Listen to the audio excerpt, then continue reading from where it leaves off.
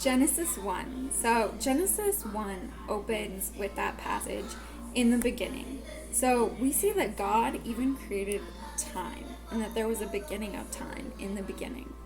And then God goes through and outlines each day of creation, 7 literal days. And there's actually a little song that I learned when I was a little kid that I'm going to go through real quick to give you a quick overview of each of those days.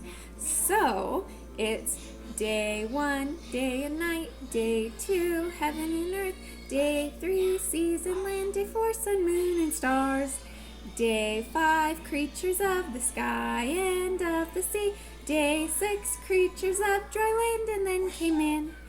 And then God saw that it was good, all of his creation. So he made the 7th day, and on that day he rested. So that's just kind of a little overview of chapter 1, and even going into chapter 2.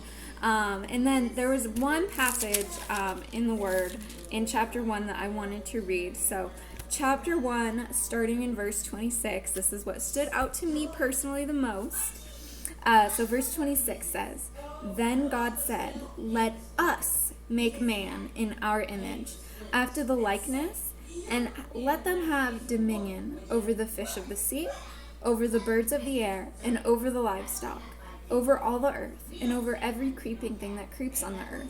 So just going back to the beginning of that, it's God said, "Let us make man in our own image." So that just really speaks to the Godhead, to the Trinity, Father, Son, Holy Spirit. All of them were involved in creation. So we just have that wonderful picture from God. So that's Genesis 1. Join me tomorrow for Genesis 2.